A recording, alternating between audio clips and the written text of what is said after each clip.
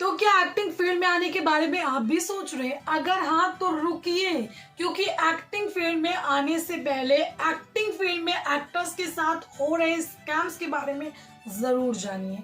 क्योंकि अगर आपको इन स्कैम्स के बारे में नहीं पता है तो हो सकता है आप भी इन स्कैम्स में फंस सकते हैं। किन स्कैम्स के बारे में मैं बात कर रही हूँ इस वीडियो में आपको डिटेल में बताऊंगी, ताकि आप इन स्कैम्स में बिल्कुल भी ना फंसें। लेकिन उससे पहले आप मेरे चैनल को सब्सक्राइब कर लें वीडियो में आगे बढ़ने से पहले, साथ ही वीडियो को शेयर करें ताकि लोगों की हेल्प हो सके, और इस वीडियो को एक लाइक जरूर दें अगर वीडियो थोड़ा सा भी आपको यूजफुल लगता है तो, अदरवाइज रहने दें। तो चलिए वीडियो शुरू करते हैं। तो हेलो दोस्तों, मैं हूं जोया और आप देख रहे हैं द कास्टिंग जोया। मुझे लगता है कि हर फैमिली में कोई एक बच्चा तो होता है जिसको एक्टर बनना होता है, एक्टिंग फील्ड में जाना होता है। अब होता कुछ ऐसा है कि लोगों के पास जानकारी नहीं होती है, एक्टिंग फील्ड में लोग आ जाते हैं। और वैसे तो बाहर की दुनिया से हम देखते हैं तो एक्टिंग फील्ड बहुत ही खूबसूरत लगती है, सपने जैसे लगती है, और ऐसा लगता है कि जैसे एक्टिंग फील्ड में आएंगे, प्रवेश करेंगे, वैसे ही अच्छा काम मिल जाएगा, बड़े पर्दे पर हम भी चमक जाएंगे। लेकिन असल में ऐसा नहीं होता है। असल में जब एक नया एक्टर आता है तो उसे कई सारी कठिनाइयों का सामना करना पड़ता है, कई सारे स्कैम्स में फंस जाता है जिसको जानकारी नहीं होती है। जाहिर सी बात है, अगर आपको नॉलेज नहीं होगी किसी चीज की और सामने वाला आपको एक झूठ भी सच बता रहा है, तो जाहिर सी बात है आप उस झूठ को सच समझोगे और फिर क्या, आप उस स्कैम में फंस जाओगे। तो सबसे पहला स्कैम क्या होता है एक्टिंग फील्ड में?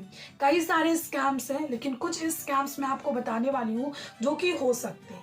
पहला स्कैम है रजिस्ट्रेशन। जी हाँ, जब आप जाते हो मुंबई स्ट्रगल करने के लिए, एक्टिंग फील्ड में स्ट्रगल करने के लिए, तो कई सारी कंपनीज में आप जाओगे, खास करके कास्टिंग कंपनी की बात कर रही हूँ। कई सारे कोऑर्डिनेटर्स वगैरह से मिलोगे जो आपसे लेंगे रजिस्ट्रेशन चार्ज। जी हाँ, आपको बोलेंगे कि आपको एक रजिस्ट्रेशन चार्ज देना पड़ेगा। कुछ लोग देखिए जेन्युइन भी हैं जो कि रजिस्ट्रेशन चार्ज लेते हैं और काम भी देते हैं, लेकिन कुछ लोग ऐसे हैं जो कि सिर्फ रजिस्ट्रेशन चार्ज ले लेते हैं और एक्टर्स को कोई भी काम नहीं देते हैं।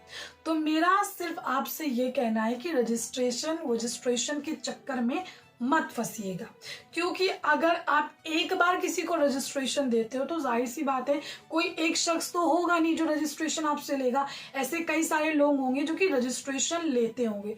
तो रजिस्ट्रेशन वगैरह किसी को भी मत दीजिएगा। अगर कोई आपको जेन्युइन पर्सन मिलता है कि आपको लगता है कि वो जेन्युइन एक काम देगा, रजिस्ट्रेशन की बात कर रहा है, तो आप उससे फिक्स करो कि मेरे को काम दो, काम के बाद मेरे को जो भी पेमेंट मिलेगा उसके बाद उसमें से मैं आपका कमीशन दे दूंगा और मैं अपनी तरफ से भी आपको थोड़ा पैसा बढ़ा के दे दूंगा। तो ये एक आपने डील करनी है, ठीक है? रजिस्ट्रेशन के चक्कर में मत फंसना। दूसरा स्कैम क्या है? दूसरा स्कैम है आर्टिस्ट कार्ड। एक्टर्स को कहा जाता है कि अरे आप फाइनल हो जाओगे, आप इस शो के लिए फाइनल हो जाओगे, लेकिन आपके पास तो आर्टिस्ट कार्ड ही नहीं है। अब आर्टिस्ट कार्ड नहीं है तो आपका जो शो मिल रहा है, आपको काम मिल रहा है, आप उसमें सेलेक्ट हो गए हो, लेकिन आर्टिस्ट कार्ड नहीं है, किसी और को हम सेलेक्ट कर रहे हैं, कोई और एक्टर को ले रहे हैं, तो इस तरीके से आपसे आर्टिस्ट कार्ड कोई सा भी बनवा लिया जाएगा। आर्टिस्ट कार्ड पर फुल डिटेल पर मैंने वीडियो ऑलरेडी बना रखी है, लेकिन फिर भी कई सारे न्यू एक्टर्स हैं जिनको मेरे बारे में पता चलता है, इंस्टाग्राम पर मेरे बारे में सर्च करते हैं, यूट्यूब पर आते हैं, उन्होंने वीडियो नहीं देखा है तो वो आर्टिस्ट कार्ड के बारे में बहुत पूछते हैं, क्योंकि सामने वाले पर्सन उनको आर्टिस्ट कार्ड की डिमांड बताते हैं कि आर्टिस्ट कार्ड बनवाओ, ये वाला बनवाओ, वो वाला बनवाओ। तो ऑलरेडी मैंने आर्टिस्ट कार्ड के बारे में बता रखा है। फिलहाल आर्टिस्ट कार्ड छोटा शॉर्ट में आपको बताती हूँ कि आर्टिस्ट कार्ड आपको तभी बनवाना होता है जब आप किसी शो में सेलेक्ट हो जाते हो। जी हाँ, जब आप फाइनल हो गए हो, 100% कन्फर्म है कि आप कंफर्म हो चुके हैं, आप ही ये शो कर रहे हो, आप ये फिल्म कर रहे हो, आप ये आर्ट फिल्म कर रहे हो, तभी आपको बनवाना होता है, अदरवाइज आपको नहीं बनवाना होता है। और आर्टिस्ट कार्ड सेंटा का ज्यादातर चलता है, तो ऐसे कोई आपको कोई वेबसाइट भेज रहा है इस पर क्लिक कराओ, ये वाला बनवाओ आर्टिस्ट कार्ड, ऐसा नहीं होता है। तो इन सब चक्करों में मत फंसना, ठीक है?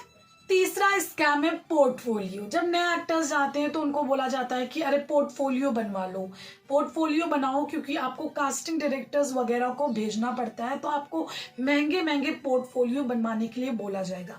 फिलहाल प्रेजेंट टाइम की मैं बात बोलूँ, देखिए एक टाइम था जब पोर्टफोलियो चलते थे, लोग अपनी फोटोज हार्ड कॉपी ले लेकर के जाते थे, लेकिन प्रेजेंट टाइम की बात बोलूँ तो सबके पास स्मार्टफोन है, ठीक है, सबके पास स्मार्टफोन है। और अच्छी बात ये कि जो कास्टिंग डायरेक्टर्स है ना, वो आपकी पोर्टफोलियो वाली फोटो बहुत कम मांगते हैं, वो आपकी फोटोज मांगते हैं नेचुरल, जो कि आपने अपने कैमरे से या फिर अपने फोन से भेजी हो, जिसमें ज्यादा एडिशन ना हो। जी हाँ, जिसको आपने बहुत ज्यादा एडिट ना किया हो, बहुत ज्यादा फिल्टर्स वगैरह ना लगाए हो।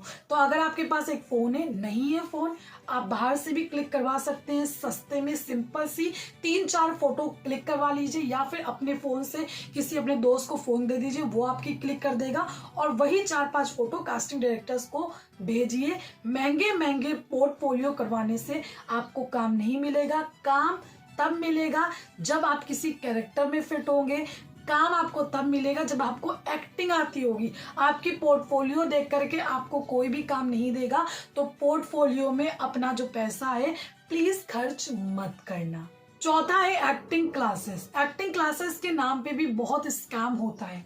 जब एक एक्टर मुंबई जाता है, जिनको कोई भी नॉलेज नहीं है, जिन्होंने कोई एक्टिंग वगैरह नहीं सीखी है, तो हो सकता है कि उनके साथ ऐसा होता है कि आपको बोला जाए कि फलाना एक्टिंग इंस्टीट्यूट है, जाके ज्वाइन कर लो, या फिर हमारा इंस्टीट्यूट है उसको ही ज्वाइन कर लो।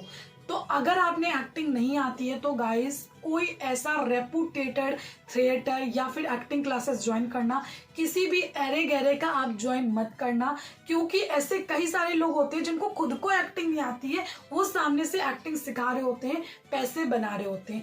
अगर आपको एक्टिंग सीखनी भी है तो जेन्युइन लोगों से ही सीखना है। ऐसे नहीं कि किसी ने भी बोला कि हम एक्टिंग सिखा रहे हैं, उनके साथ आप जा करके सीखने लगे, आप अपना पैसा वेस्ट करोगे, अपना टाइम वेस्ट करोगे, जो थोड़ा बहुत टैलेंट भी होगा वो भी आपके अंदर गुम हो जाएगा। तो हमेशा अगर एक्टिंग सीखने की कोशिश कर रहे हो, सीखना चाह रहे हो, तो जेन्युइन लोगों के पास जाओ। गूगल पर ऐसे कई सारे लोग आपको मिल जाएंगे, मैंने भी इस पर वीडियो बना रखी है, तो वो भी आप चेक कर सकते हो।